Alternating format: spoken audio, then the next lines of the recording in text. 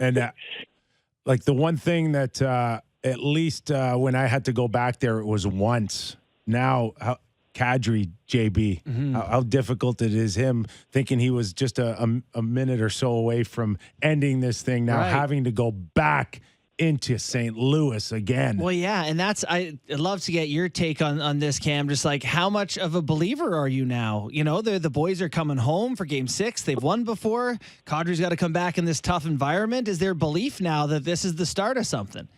There's always belief. You have to have belief. I mean, crazy things happen all the time. Like, you have to have belief. And you know, they've done this before. First off, they've done this all year. They've had so many comeback victories. They've come back from being down by 3 before. They did it in 1999 against the Phoenix Coyotes. I remember, I think it was Pierre Turgeon in double overtime. So look, this kind of stuff does happen. When you've won recently the Stanley Cup, you still have that, you know, that winning attitude, you know, in the back of your head. And the leaders of that team still have that. So yeah, look, is it still going to be a stretch? Of course. Colorado's still unbelievable, and Nathan MacKinnon gets a hat trick and they still lose the game. Like, he's going to be on his game. We've seen what he did last game too, so that's certainly going to be a problem. But there's always hope. And again, they're going to have to come, and this city is going to go crazy tomorrow night, and it's going to be interesting to see what happens. But yeah, there's faith, man, of course. Cam, where's Ville Husso in all of this? Because I saw levels during the regular season I still haven't seen in this series. And is it you see something physically different about him, or is this just strictly between the ears and a confidence level and big stage now jitters? What is it? Well, it could be the jitters. He was solid for you all season long. There's a reason why you're in the playoffs right now, and it's because of Ville Husso. I mean, Bitter was lost. He was lost half that year. And they got down, and they couldn't figure it out, and Ville Husso comes in and plays well. But now you're in the playoffs. It's a different attitude. It's the pressure is intense. And, you know, he kind of got thrown in such a weird ordeal. You know, he has to go in there. Then he lets in a couple weak goals after Bitter gets hurt. He tried to gets readjusted. You're going against one of the best offensive teams ever. And, you know, it's tough. It's tough to be on that stage, but he's settled in. I don't know about the third MacKinnon goal where he's going 100 miles an hour. I think he was off a little bit in that. You know what I'm talking about? Yeah. Well, the unbelievable goal. Yes. Short side. I thought Husso probably thought he was just going to rip that puck through a screen, and he tried to peek over, and he didn't have enough time to get over for that the short side because MacKinnon was going 190 miles an hour. But yeah, no, I think he's okay. He's made some big saves. Last game, he made a couple big saves. Now, don't get me wrong. I think the hockey world wants MacKinnon and McDavid to go toe-to-toe, but I don't know. We'll see in a couple games. They still got to come to St. Louis and win here. You know, we talked a little bit before you joined us about the heart of a champion. You know, the Blues have won before. Tampa Bay, heart of a champion. They pull it through in the end. That seems to be a real thing. Colorado, on the other hand, is a team like the Leafs, and that there's question marks, right? Tons of talent, no doubt, but they haven't been able to get over the hurdle. I'm watching St. Louis come back last night, and you know, Janssen standing beside a guy who bangs a puck in. Makar standing beside a guy who bangs a puck in. Like, is there some question marks on that Colorado team? You know, I think, you know, defensively, can their decor hang and, you know, in the tough areas there? Is there question marks that you think St. Louis can exploit? Of course. There's always question marks.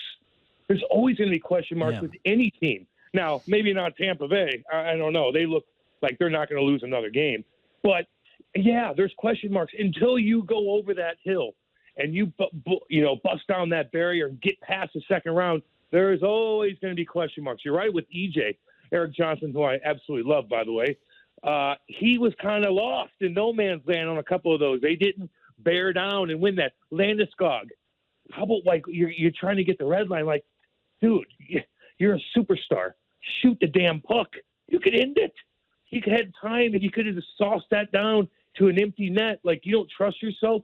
Like Kipper, you could if I gave you skates and a stick right now and you skated, you would have made that. You would have ended the game 9 out of 10 times. Like, I suck and I still would have scored an empty netter there. I would have been confident. So little things like that to seal the deal. they haven't done yet. So, yes, they are thinking in the back of their heads because they haven't got past the second round. You know, the best part about last night's game for me is that you can ask so much out of $10 million players, and McKinnon does everything. But at the end of the day, it's just a fourth-line slug playing 5 minutes, gets the most important goal out of all of them. Isn't that funny how that works? And you know what? Even that Toropchenko, too, who played like 7 minutes, goes out there and just makes plays at the end of the game. They just make plays. Like, he played 7 minutes. Bozak played 7 minutes. But, you know, you remember the Patty Maroon goal in 2009? Oh, yeah. He had a big face-off draw right there. Had to got an assist on that. Little things from those wily veterans. Bozak's been in the game, man. Been in the game a long time. He's a winner. And sometimes these winners, there's something about them. They just find ways to be at the right spot at the right time. Hell, Patty just did it the other day. Patty goes down and bats a puck down, and they win 4 straight. And it's like, and we appreciate that, Patty. We love you, Patty Maroon, because now the games are at 7 o'clock, and I'm not watching with one eye open. So it's quite nice watching the games at 7 o'clock now because of Patty and the Tampa Bay Lightning beating Florida. Yeah. The Blues shared out a clip you referenced before, Craig Berube celebrating with the boys, you know, saying, you know, basically character win, fellas, all the passion and swear words and fist pumps and all the stuff that, like, as a hockey player, you know, our producer Sammy McKee said, like, ready to run through the wall for that guy after watching a clip like that. How much is that guy beloved and sort of entrenched in St. Louis now as the guy behind the bench? Oh, I mean, he's the guy. He's walking on water in this town. People back him. He's so cool. He's so nice to everybody. But, like, as far as, like, coaching, like, everything he does as far as, like, changing the system because you lost, like, it always works. Changing lines, finding new, variables with putting, Bozy with this guy, or Vladdy needs to get going, so you put him with so-and-so. Like, everything he does, it kind of works. You draw up a play at the end of that game. I'll give Steve Ott a shout-out. Like that 6-on-5 play where you're just kicking around the perimeter, and Vladdy's like, you know what? Vladdy Tarasenko's like, I'm going to take this in net. I'm going to rip it on net. And, you just get traffic. Like, just little plays like that throughout the game. Adjustments throughout the game. Like, they work. They work. If he wants to change the lines up a little bit to get somebody going, they usually get going. And, yeah, he just puts his spin on everything, and they listen to him. And I tell you, here in St. Louis, though, they certainly root for him.